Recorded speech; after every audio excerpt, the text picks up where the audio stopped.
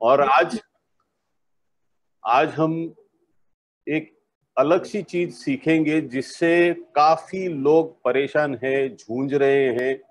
उनको पता नहीं है कि इसको कैसे एड्रेस करना है, कैसे इसके साथ डील करना है। तो हम देखेंगे, बट समय हमारे पास लिमिटेड है, तो हम उसके अंदर ही सब चीज जितनी हम मैक्सिमम सीख सकते हैं या मैं आपको डिलीवर कर सकता हूँ, उसकी कोशिश मेरी पूरी रहेगी। तो टॉपिक जिनको ने नहीं पता है जिनको, तो उनके लिए मैं रिपीट करता हूँ। तो टॉपिक है इमोशनल इंजीनियर्स, इमोशनल इंजरीज। कितने लोगों ने पहली बार ये टर्म सुना है? इंजरीज बहुत किस्म की होती है। यहाँ पे मार लग गई, सर पे मार लग गई, ये हो गई, वो हो गई, यहाँ की इंजरी है, घुटने के दर्द है, वो भी एक इंजरी है। तो ये सारी इंजरी फिजिकल है, बट वो फिजिकल इंजरी कहीं ना कहीं हमारे मस्तिष्क में या हमारे माइंड में, आज जो भी मैं बोलने वाला हूँ ये माइंड के ऊपर है। और आपके जो पुराने एक्सपीरियंसेस हुए हैं, चाहे बुरे हुए हैं वो अच्छे हुए, उसके ऊपर मैं बोलूंगा। वो कैसे आपके दिमाग के अंदर और घाव बनाते जा रहे हैं। यानी कि शारीरिक घाव एक चीज है, और मानसिक घाव जो रहता है उस चीज से हमको ज्यादा परेशानी होती है। शारीरिक घाव से भी होती है, बट उसका ठीक हो जाना वो उसका अंत हो जाता है। मगर मानसिक घाव का जब तक ठीक नहीं होते हैं या घाव भरते नहीं है, ठीक है, तो उसमें परेशानी भी ज्यादा होती है। और मुझे अभी भी एक पिक्चर का डायलॉग याद है जो त्रिशूल पिक्चर से था। मिस्टर अमिताभ बच्चन बोलते कि मेरे घाव जल्दी नहीं भरते। तो ऐसे बहुत से लोग हैं जो सालों साल तक अपने घाव को खुरेद के ताजा कर रहे हैं, ठीक है, जानते हुए या अनजाने में, पर हो रहा है वो चीज, राइट। तो चलिए हम बढ़ते हैं सेशन के पर। हम आज क्या सीखेंगे? 4 से 5 चीज इसके अंदर सीखेंगे। एक है कि हमारी इंजरीज जो है, जो इमोशनल इंजरीज होती है, वो होती कैसे है, ठीक है। हम सफरिंग तो करते हैं, बट सफरिंग हम ज्यादातर हमारे थिंकिंग के ऊपर, हमारे थॉट्स पे। कितने जन को यहाँ पे थॉट्स आते हैं? सबको आते हैं। जब अगर माइंड है तो थॉट्स आएंगे, नहीं है माइंड तो उसको थॉट्स नहीं आएगा, ठीक है ना। तो माइंड है तो थॉट्स आएंगे, अच्छे भी आएंगे, बुरे भी आएंगे। पर ज्यादातर लोग, ह्यूमन बीइंग का डिजाइन ऐसा है कि हम नेगेटिव की तरफ ज्यादा झुकते हैं, या हमारा माइंड उसके तरफ ज्यादा झुकता है। तो ज्यादा करके नेगेटिव थॉट्स आते हैं। यदि आपको पता नहीं है तो आपके जीवन में, मेरे जीवन में हर दिन 60 से 80 हजार थॉट्स आते हैं, every single day, without fail, चाहे या अनचाहे। पर हम हर थॉट के पीछे दौड़ते नहीं है। बट कोई कोई कोई कोई थॉट के पीछे ऐसे दौड़ते हैं कि जाने कि वो चले जाने वाला है और वापस मिलने वाला नहीं है। तो यही चीज से हमको समझना है कि हम जो सफरिंग करते हैं, समझिए आपके जीवन में एक वाक्य हुआ, किसी से मन मुटाव हो गया फॉर एग्जाम्पल, ठीक है। तो कहा सुनी जो भी हो गई, उसको उसने जो भी कहा, आपको कुछ मन दुख हो गया, या किसी ने कोई दुर्व्यवहार किया है, तो वो एक चीज का एक सफरिंग आप लेके चल रहे हैं, ठीक है। देखिए घटना खत्म हो जाती है जिस टाइम पे उस चीज का अंत हो जाता है। एक झगड़ा हो गया, वो झगड़ा खत्म हो गया, वो व्यक्ति निकल गया। मैं एक छोटा सा उदाहरण ही दे रहा हूँ यहाँ पे।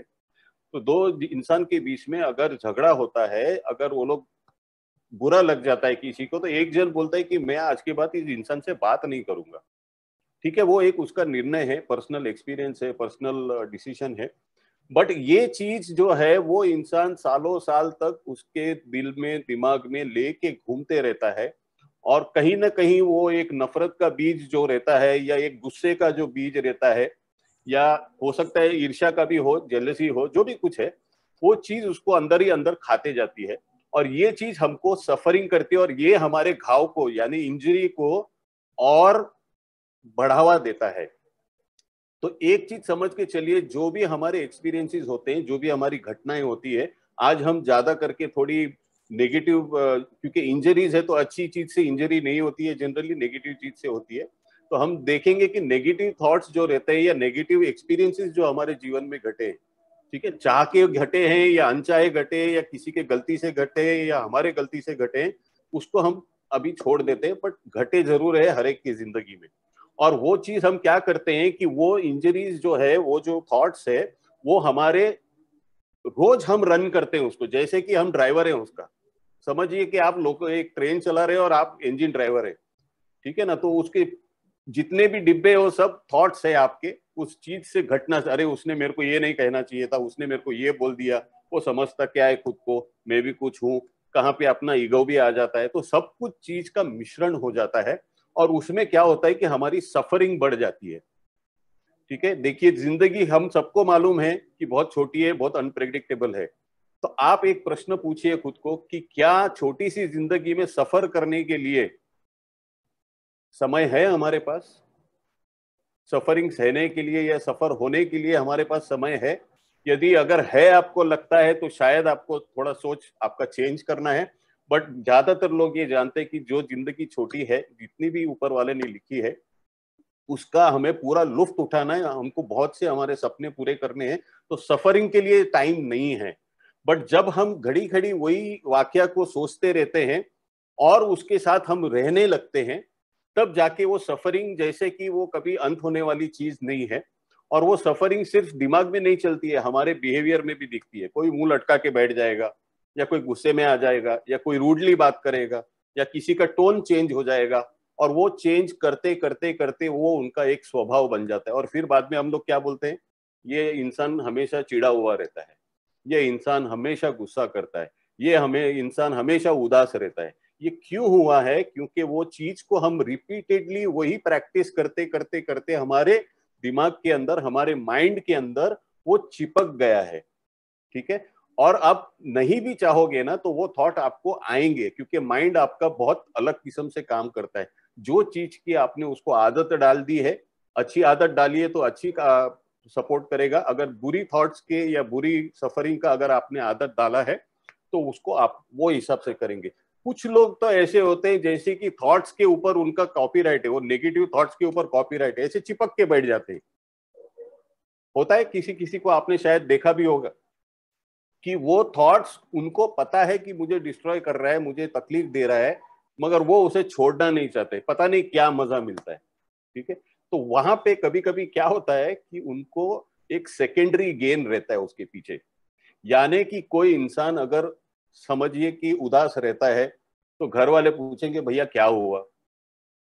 ठीक है, अरे क्या तकलीफ है, अरे ऐसा तो नहीं है, ऐसा क्यों आप सोच रहे हो? तो ये जो सहानुभूति अगर किसी को चाहिए या एम्पैथी किसी को चाहती रहती है, और उसकी आदत हो जाती है, और उसको अगर अटेंशन घर में नहीं मिलता है, तो वो ये चीज को एंजॉय करने को लगता है कि चलो मैं अगर उदास रहता हूं तो मेरे को 4 जन पूछने को आते हैं। तो ये भी एक नई आदत हो जाती है, और इसमें ये इंजरी और बढ़ जाती है, माने वो उस इंजरी को और एक नए पंख मिल गए। बट हमको ये चीज समझना है कि ये जो हम रिपीटेड बिहेवियर करते हैं, जिसमें घाव आपका इंटरनल मेंटल इंजरी का जो घाव है या इमोशनल इंजरी का जो घाव है, वो इतना गहरा होते जाता है कि एक दिन आपको बीमार कर देता है। पहले करता क्या है कि पहले तो ये थॉट्स, जो नेगेटिव का थॉट आता है, वो आपके स्टेट ऑफ माइंड को चेंज करता है। स्टेट ऑफ माइंड माने आपकी मानसिक परिस्थिति। यानी आप अगर खुश हैं और कुछ ऐसा गलत विचार आया, तो आप देखिए कि आपकी मानसिक परिस्थिति सीधे सैडनेस में चले जाती है। ठीक है, और आपको यदि पता नहीं है, अगर आप उस थॉट को आपने छोड़ा नहीं है, तो वो इंजरीज और गहरी होके और आपको सैडनेस की तरफ लेके जाती है। और धीरे धीरे धीरे ये एक पैटर्न हो जाता है कि एक चीज हुआ, उसका थॉट आपने लिया, बार बार उस थॉट के साथ आप जी रहे हैं। जैसा मैंने कहा कि कुछ लोग को लगता है कि ये कॉपीराइट है, मेरा ही थॉट है, मुझे ही उसके साथ रहना है। इस हिसाब से जब जीते हैं, तो वो रेपिटेशन की वजह से एक पैटर्न बन जाता है।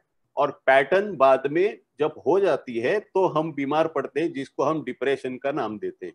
कितने लोगों ने ये टर्म सुना है, डिप्रेशन? सुना है काफी लोगों ने। गुड। तो डिप्रेशन जब होता है, तब ये चीज काफी टाइम उसने रिपीट की होती है माइंड के अंदर, वो घाव घड़ी घड़ी ताजा किए, घटना घट चुकी है, सामने वाले ने माफी भी मांग ली है, मगर कुछ लोग माफ नहीं कर पाते हैं। कहा जाता है कि माफ करना बहुत डिफिकल्ट है। कितने लोगों को लगता है माफ करना डिफिकल्ट है? काफी लोगों को लगता है। तो माफ करना डिफिकल्ट है, मगर यदि आप माफ नहीं करेंगे, तो वो व्यक्ति की घटना या वो घाव या वो इंजरी आपके मन में, मस्तिष्क में हमेशा के लिए घर करके बैठेगी। ठीक है, और ये घर का आपको भाड़ा भी नहीं मिलेगा, कुछ आपका नुकसान ही है।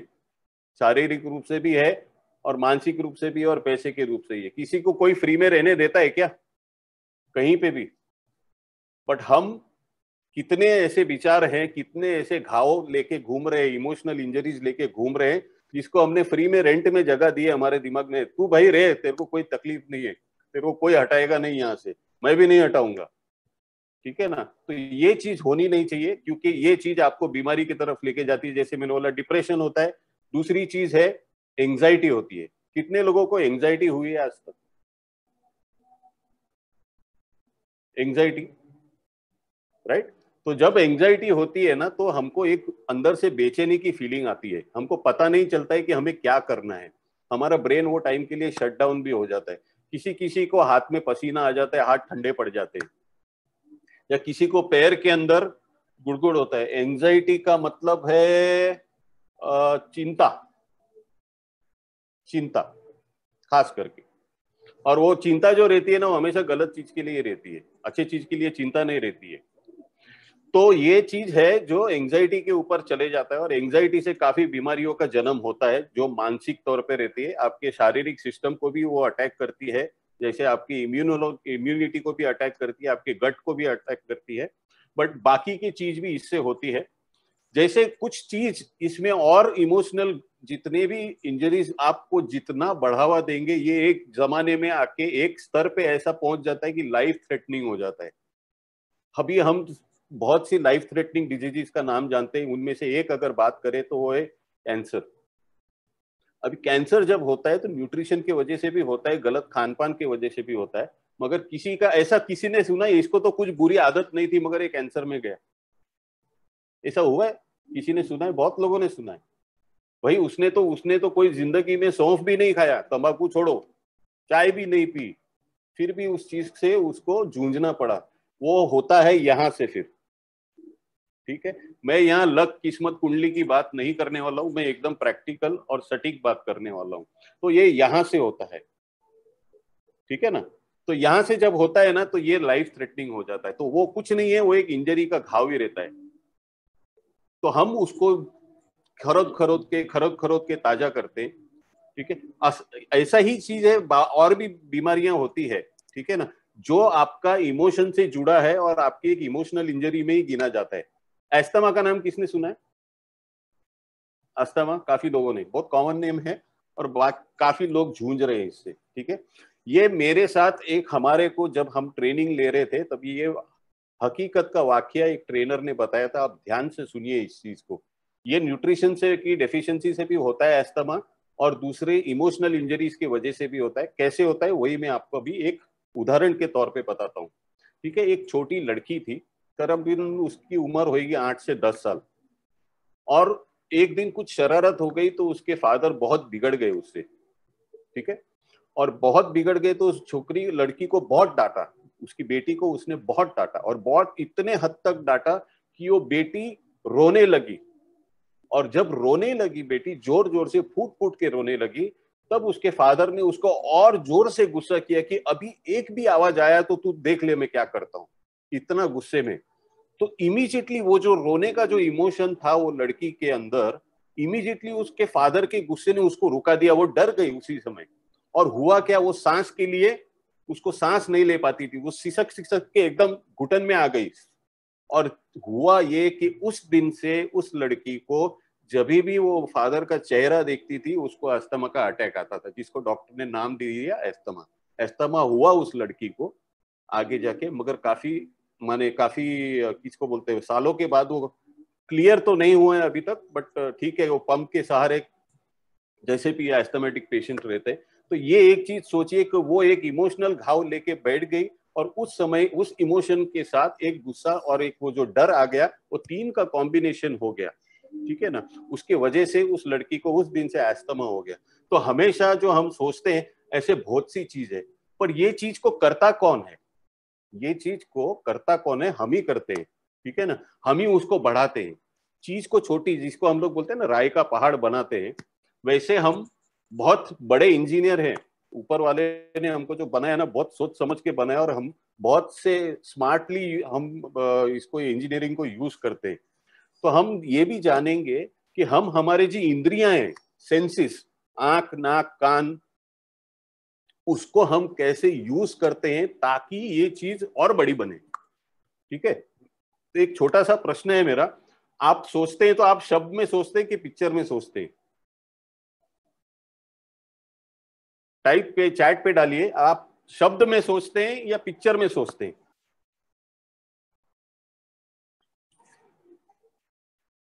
पिक्चर। चलो, नरेंद्र जी ने बोला, सही बात है नरेंद्र जी। हाँ, शब्द में बहुत अच्छा। चलो, जिया जी ने बोला है शब्द में, पर ज्यादा करके लोग इसको पिक्चर में देखते हैं। या तो स्टिल इमेज रहता है या तो मूवी फॉर्म रहता है, यानी कि एक घटना घटी, एक बुरी घटना घटी आपके जीवन में, उसका पिक्चर अभी जब भी उसको सोचना है तो आप सोचेंगे तो पिक्चर में सोचेंगे। ठीक है, किसी को डेमो चाहिए यहाँ पे? ठीक है, चलो एक मैं डेमो आपको छोटा सा देता हूं। आपको पूछता हूं मैं, पिंक एलिफेंट के बारे में सोचना नहीं है आपको। आपके दिमाग में पिंक एलिफेंट आया? मैंने तो बोला मत सोचिए, पर आया।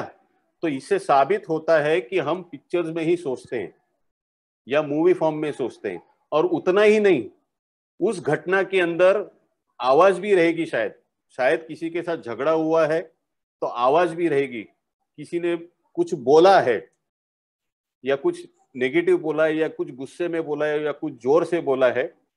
ठीक है, और वो जब हम दोनों सेंसेस को मिला के हम सोचते हैं, आवाज भी हम सुनते हैं मगर इमेजिनेशन में सुनते हैं, वही शब्द हम आवाज के तौर पे इमेजिन करते हैं, और वही चीज हमारी एक फीलिंग को डेवलप करती है अंदर, जिससे हमको एंजाइटी होती है, डर लगता है, फियर होता है या स्ट्रेस लगता है। ये एक किस्म की फीलिंग है, और उस फीलिंग को आप फील कर सकते हो। जैसे कि किसी के पेट के अंदर बटरफ्लाई आना, गुड़गुड़ होना, हाथ पैर ठंडे हो जाना, राइट? तो ये सब जो चीज होती है वो फीलिंग है। तो जैसे हमने कहा कि ये सब चीज आपके कंट्रोल में है, क्योंकि आप सोच रहे हैं। आपने जितनी ये पिक्चर को बड़ी बनाई ना, उतनी बड़ी तकलीफ आपको होगी, उतने बड़े घाव आपके छपते जाएंगे आपके माइंड के अंदर, उतनी बड़ी इंजरी तैयार होते जाएगी। ठीक है, तो आप ये अगर यदि नहीं पता है तो आपको इस पिक्चर को बड़ा नहीं करना है, आपके हाथ में कंट्रोल है। अब हमारे पास समय है, हम एक छोटी सी एक्सरसाइज भी करेंगे, बट इसके लिए पहले समझ के लीजिए कि जब हम जितनी भी पिक्चर वो बड़ी बनाती हैं हमारे माइंड के अंदर, जितना भी हम उसका वॉल्यूम तेज करते हैं किसी का बोला हुआ, उतनी हमारी फीलिंग और गहरी और उतना घाव हमारा और गहरा होते जाता है। ठीक है ना? और वो जब गहरा होता है तब हम जो स्टेट में रहते हैं ना, तब हम एक ट्रांस स्टेट में जाते हैं, जिससे कि अगर आपके आजू बाजू में भी कुछ हो रहा है ना, आप इतने खोए हुए हो इस फीलिंग के साथ कि आपको पता भी नहीं चल रहा है कोई आपको बुला रहा है। ऐसा ट्रांस स्टेट में चले जाते हैं। ठीक है, बट जैसे मैंने कहा कि आप कंट्रोल कर सकते हैं, क्योंकि आप ही इसके ऑथर हो, आप ही डायरेक्टर हो, आप ही हीरो हो, आप ही हीरोइन हो, आप ही एक्टर हो पिक्चर के, और स्क्रिप्ट राइटर भी आप ही हो। तो पिक्चर आपकी ही आप चला रहे हो, बट उसको जैसे इतना कंट्रोल आपके पास है तो आप उसको जरूर से चेंज कर सकते हो। ठीक है, चलो देख कितने लोगों को देखना है कि इसको चेंज कर सकते हैं। आपको बैठे बैठे कुछ करना नहीं है, जैसे मैं बोलूंगा वैसे ही करना है सिर्फ। ठीक है, कोई भी घटना आपकी जिंदगी की आपको लेना है, पहले इंस्ट्रक्शन सुन लीजिए। ठीक है, कोई भी घटना आपकी जिंदगी की जो हुई है बीते हुए पास्ट में, उसको आपको सिर्फ एकदम गहरी वाली नहीं लेंगे तो अच्छा है, क्योंकि मैं आपके सामने नहीं हूं, ऑनलाइन हूं नहीं, ऑनलाइन हूं, ऑफलाइन नहीं हूं। तो मेरी एक दरख्वास्त रहेगी कि इसको आप सिर्फ जितनी हल्की, एक कोई छोटा मोटा मन मुटाव रहेगा, आप भूलना चाहते हैं या उसकी इंटेंसिटी अगर आपको तकलीफ देती है, तो उसको कैसे रिड्यूस कर सकते हैं इस पिक्चर के माध्यम से, वही मैं आपको समझा रहा हूँ। अब वो उसका डेमो आप ही खुद करेंगे, मैं सिर्फ आपको बताते जाऊंगा टाइम टू टाइम आपको करना क्या है। ठीक है ना? ये एक एनएलपी टेक्निक है, जो एक किसी भी एक क्वालिफाइड इंसान के सामने ही करना है। आप खुद के ऊपर ये प्रयोग कभी भी मत करना कि अरे ये वेलनेस लिविंग प्रोग्राम में देखा था तो मैं भी, ये दूसरा मेरा कोई घटना है तो मैं उसको करती हूँ या करता हूँ, ऐसे मत कीजिए। It has to be done under someone supervision who is qualified. ठीक है, तो हम करते हैं, करना क्या है आपको, तो उस घटना के बारे में जब भी मैं आपको इंस्ट्रक्शन दूं, आंख बंद करके उस घटना के बारे में सोचना है। ठीक है, और उसमें जो भी मैं आपको बताऊंगा आपको सिर्फ वो चीज करना है। आपके हाथ में मैंने एक रिमोट भी दे दिया है। हाँ, नरेंद्र जी ने बहुत अच्छा एडवाइस दिया है कि जो भी ये पार्टिसिपेट कर रहे हैं इसमें, इस वीडियो को ऑन रखेंगे तो अच्छा है। तो समझिए मैंने आपको एक रिमोट दे दिया है, हर एक के हाथ में रिमोट है, ठीक है, उसको इमेजिन कीजिए। और इस रिमोट से आप बहुत कुछ कर सकते हैं, पिक्चर का कलर चेंज कर सकते हैं, वॉल्यूम को म्यूट भी कर सकते हैं, वॉल्यूम लो कर सकते हैं, ठीक है। जैसे मैंने कहा कि आप स्क्रिप्ट राइटर है तो आपको कार्टून कैरेक्टर का भी आवाज डाल सकते हैं, ठीक है। तो जो भी आपके इसमें घटना हुई है जिसमें आवाज है या जो कुछ आपका चलचित्र आपके सामने चलेगा, उसको आपको सिर्फ दोबारा देखना है, ठीक है। पर देखने का तरीका ये है कि आप एक सोफे पे बैठे हैं, आपके सामने एक कांच की दीवार है जो आर पार है, और उसके पीछे एक छोटा टीवी का स्क्रीन है जिसके ऊपर ये पिक्चर चलेगी आपकी। माने आपका जो घटना घटी है उसको आप वहीं पे देखेंगे, ऐसे ही देखेंगे जैसे मैं आपको बता रहा हूं। एक बार देखने के बाद आप थम्स अप करेंगे ताकि आपका पिक्चर पूरा हो गया। फिर मैं आपको बोलूंगा सेकंड स्टेप क्या करना है, ठीक है। वैसे हम बढ़ेंगे, तो तैयार हैं आप लोग? Yes, no, maybe, hello, good morning, very good. तो आपको समझना है, आप सोफे पे बैठे हैं और ये बहुत इंपॉर्टेंट पॉइंट है। यहाँ सोफे पे बैठे हैं, सामने कांच की दीवार है और उसके पीछे टीवी स्क्रीन के ऊपर ये घटना चल रही है। चाहे उसमें साउंड है तो साउंड आने दीजिए या जो भी है,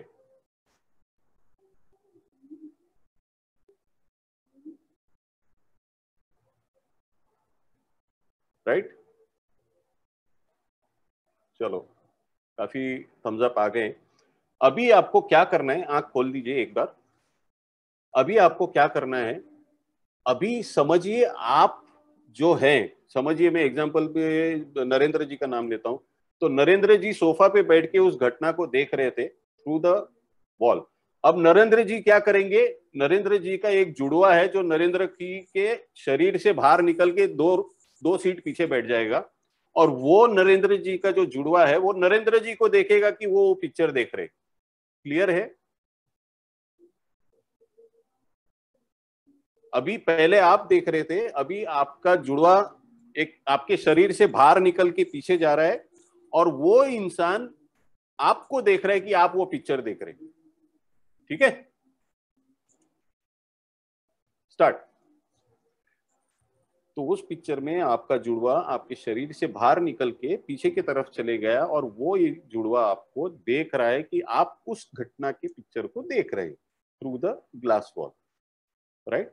अभी आपके हाथ में रिमोट है, उसको आपको क्या करना है, पूरा पिक्चर को ब्लैक एंड व्हाइट में कन्वर्ट करना है।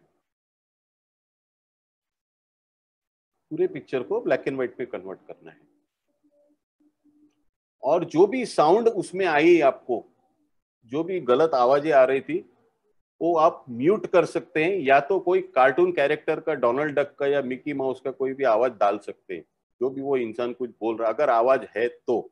नहीं है आवाज तो आपको आवाज नहीं डालनी है, तो आपको वो आवाज ये करनी है, ठीक है। अब जब ये हो जाता है, अब आप रिवर्स में उस पिक्चर को देखेंगे, स्टार्ट टू एंड नहीं, एंड टू स्टार्ट में देखेंगे पिक्चर, ठीक है। और ये पिक्चर आप बहुत फास्ट देखेंगे, उसको फास्ट फॉरवर्ड का बटन दबा के रखा है आपने, और जुप जुप जुप जुप जुप करके आपका वो पिक्चर चल रहा है रिवर्स में। ब्लैक एंड व्हाइट है पिक्चर, अभी भी रिवर्स में चल रहा है, उसको फास्ट फॉरवर्ड कर रहे हैं। एक बार नहीं, दो बार नहीं, 5 बार नहीं, 10 बार, 15 बार, जो भी आप फटाफट कर सकते हैं उसको कीजिए। बहुत फास्ट करना है आपको, ये चीज बहुत फास्ट करना है। और जितना भी आवाज है म्यूट है या तो जो भी है वो आप समझिए, फास्ट फॉरवर्ड में अगर आपने कैरेक्टर का आवाज डाला है तो कैसे आएगा, एकदम कॉमेडी के जैसा आएगा।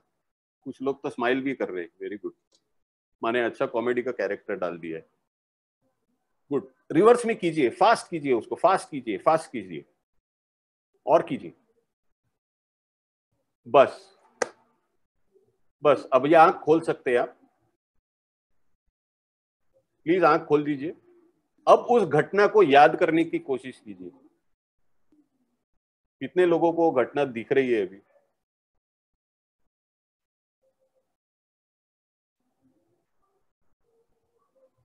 आपकी इंटेंसिटी, अगर उस घटना के बारे में अभी आप सोचते हैं तो वो घटना की इंटेंसिटी कम हुई या नहीं हुई, वो मुझे जानना है। हमने पिक्चर की मेमोरी वाइप आउट नहीं की, मगर उससे जो तकलीफ, उससे जो इमोशनल इंजरी हमको हुई थी, उसका जो तकलीफ हमको हो रहा था उसको हमने कम कर दिया इस टेक्निक के जरिए। तो ऐसा किसी को अनुभव हुआ है तो हाथ ऊपर कीजिए। 1 2 3 4 5, चलो ठीक, वेरी गुड। तो ये है एक तरीका जिससे कि आप इमोशनल इंजरीज आपकी कम कर सकते हैं, बट इसको आपको ट्राई नहीं करना है, खुद के ऊपर आपको ट्राई नहीं करना है, ठीक है। पर आप एक काम जरूर कर सकते हैं कि कभी भी किसी ने भी किसी के भी साथ मनमुटाव होता है या कोई ऐसी घटना घटती है जिसकी इंटेंसिटी या जिसकी इमोशनल इंजरी आपको सता रही है, उसको आप सिर्फ उस पिक्चर को छोटा कर दीजिए और उसको दूर लेके जाइए। वो कर सकते हैं आप। जितना आप छोटा कर देंगे पिक्चर, उसको एक बिंदु के जितना कर दीजिए। अगर पिक्चर इतनी बड़ी है उसको रिड्यूस करके, श्रिंक करके एक बिंदु के जैसे कर दीजिए, या उसको लेके जाइए दूर, या उसको पकड़ के उठा के सूरज की तरफ फेंक दिया, ऐसे इमेजिन कीजिए, ताकि वो जो पिक्चर थी आपकी या जो आवाज था या जो मूवी का ट्रेलर था वो पूरे सूर्य के साथ मिल के चिथड़े उड़ गए उसके। तो ये जो जब देखिए आप जब जो चीज को इमेजिन से बड़ी करके आप तकलीफ लेते हैं तो उसको इमेजिन करके छोटी करके ही उसको तकलीफ कम कर सकते हैं, ठीक है। तो किसी को प्रश्न है तो पूछ सकते हैं। ये सेशन तो I think we are completed right on time with the demo, so it is good. तो अगर किसी को कुछ पूछना है तो डेफिनेटली पूछ सकते हैं, या तो फिर हम कोई टेस्टिमनीज ले लेते हैं। सो यहाँ पे अभी फर्स्ट डे या सेकेंड डे हमारे साथ यूएमएस का फ्यूल लेने वाले कितने लोग हैं? एनीबडी? नोबडी टुडे एब्सेंट है? चलो ठीक है। तो एक प्रश्न मैं पूछूंगा, 3 4 हम लोग से बात करेंगे, ठीक है। एक ही प्रश्न पूछूंगा कि इमोशनल इंजरी है वो फाइनली स्वभाव को चेंज करती है कहीं ना कहीं, ठीक है ना। तो एक चीज आप समझिए कि उस चीज को फ्यूल ने किसी को हेल्प किया रहेगा तो मुझे क्विकली सिर्फ 2 इंच लेना है। इंदर जी, क्या मैं आपको पूछ सकता हूँ ये चीज, क्योंकि सबसे सीनियर और पुराने आप हैं, तो इस फ्यूल ने कैसे हेल्प किया है आपको? क्या होता है ना कि कई सारी जो चीजें हमारे दिमाग चलती रहती है, if you not physically fit, जब आदमी फिजिकल फिट नहीं होता है तो मेंटल फिट भी नहीं रहता है, because everything starts the body. हमारे बॉडी के अंदर है, मीन्स हम बोलते हैं कि this is the only place where you stay. True. आपकी बॉडी फिट नहीं है तो माइंड कैसे फिट होगा? जब बॉडी फिट हो जाती है, बॉडी काम करने लगती है, तो ऑब्वियसली आपका मन शांत रहता है। आपका अगर कब जब थके रहेंगे आप, तो आपको कोई भी कितनी भी पसंद वाली चीज आपको देगा ना, आपको मजा नहीं आएगा। सही बात। टायर्ड। तो अगर आपका बॉडी फिट नहीं है तो माइंड कैसे फिट होगा? तो इस फ्यूल से लेने से क्या हुआ है कि जो बॉडी में पेन था, और बॉडी के पेन की वजह से दूसरे पेन आना शुरू हो जाते हैं, हेडेक है, पीठ का दर्द है, कमर का दर्द है, ये सब माइंड पे हवा क्रिएट करते हैं। ये जब पूरा बॉडी जब फिट हो जाता है, उसमें कोई तकलीफ नहीं है, कोई पेन नहीं है और कोई ब्लॉकेजेस नहीं है, ऑब्वियसली फिर माइंड भी ठीक हो जाता है। एक्चुअली फैट क्या है, जो भी टॉक्सिन्स क्या है, ये टॉक्सिन्स सब माइंड में ही जाना चाहते हैं। एक्चुअली हमारी बॉडी है जो उनको रोक के रखती है, इसलिए आपका बॉडी वजन बढ़ने लगता है ऐसा। तो जब टॉक्सिन्स माइंड में जाएंगे नहीं आपके, तो माइंड टॉक्सिक कैसे होने वाला है? और माइंड ऑब्वियसली कंट्रोल में आना शुरू हो जाएगा। आपका शरीर स्वस्थ हो जाएगा तो माइंड भी स्वस्थ हो जाएगा। आप ज्यादा काम कर सकते हो, ज्यादा आउटपुट कर सकते हो, आपका खुद का सेल्फ एस्टीम बढ़ने लगता है। और जब सेल्फ एस्टीम बढ़ने लगेगा तो ऑब्वियसली परफॉर्म बेटर, आपकी बॉडी और बेटर हो जाएगी। ये दोनों आपस में साथ में लेके चलते हैं।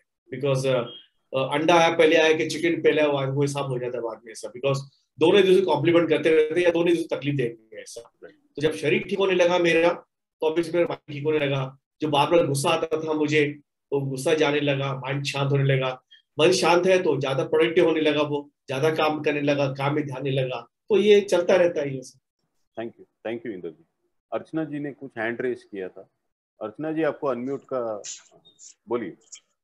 Yes, good evening everybody. मेरा नाम अर्चना है, मैं पुणे से हूँ और इस कम्युनिटी से मैं 3 साल से जुड़ी हूँ। और जैसे इंदर जी ने भी बताया कि बॉडी फिट रहेगी तो माइंड फिट रहता है। तो मैं पहले ओवरवेट थी, तो उसकी वजह से, और जो मैं जॉब कर रही थी तो उसमें बहुत चैलेंजेस भी मुझे आ रहे थे। लेकिन लास्ट 3 साल से मैंने जब से फ्यूल चालू किया है तब से जो मुझे डिफरेंस पता चला है मेरी बॉडी में, वजन तो कम हुआ ही मेरा 14 केजीज वेट लॉस, लेकिन उसके साथ साथ मुझे energy, back pain, knee pain भी था, वो भी सब सही हो गया। लेकिन माइंड में मैंने पहले ध्यान नहीं दिया था, तो अभी जो माइंड मेरा कूल होने लगा है कि अगर सामने वाला भी गुस्सा होता है तो मेरे को हंसी आती है, और मेरा बॉस उसकी वजह से चिढ़ता भी था, तो ऐसा मेरा माइंड हो गया है कूल कि सामने वाले को मैं ज्यादा अंडरस्टैंड कर सकती हूँ, ना कि मैं ज्यादा रिएक्ट करके उनके साथ वाद विवाद करूँ। तो ये सब मुझे थोड़ा ठंडा कूल होने में लगा है, तो और बॉडी फिट जो हुआ होने लगी है तब से मेरा माइंड भी वो वैसे ही चेंज होते गया है। तो this has help me very much, क्योंकि सामने वाला हमेशा एग्रेसिव और उनके टेंशन और स्ट्रेस में रहता है, लेकिन मैं थोड़ा कूल लेके समझ सकती हूँ कि वो क्यों, वो खुद विक्टिम है उसका, कि वो कुछ हेल्प नहीं कर सकता खुद का, लेकिन अभी मेरे में ये चेंजेस सब मैंने अभी देखा है। Thank you. तो this fuel is working wonders on top to bottom. Thank you so much. Jiya ji का एक प्रश्न था, जिया जी कोई आपने हैंड रेज किया था। गुड इवनिंग, मेरा नाम जिया है। एक्चुअली डेफिनेटली सर आप मींस बहुत हेल्प किया मुझे तो फ्यूल ने, क्योंकि ओवरवेट के साथ मुझे और भी बहुत ज्यादा प्रॉब्लम्स हो गई थी इन दिस यंग एज में। तो आई वाज ऑलवेज डिस्टर्ब, बच्चों को फिर गुस्सा करना ये वो, बिकॉज आप एक ओवरवेट थे, आपको ऑलरेडी डेफिशिएंसीज हो रही थी बहुत सारी। तो मुझे वेट लॉस के साथ साथ ये है कि I am very calm with this. Fuel लेने के बाद मैं मेंटली बहुत ज्यादा काम रहती हूँ, तो ये मुझे बेनिफिट हुआ। मे बी मेरा वेट लॉस हो रहा है, मेरी डेफिशिएंसीज पूरी हो रही है, जैसे मुझे विटामिन डी, B12 की डेफिशिएंसी थी, बैक पेन था, तो उससे मुझे काफी हद तक तो वो सब प्रॉब्लम सॉर्ट आउट हुई।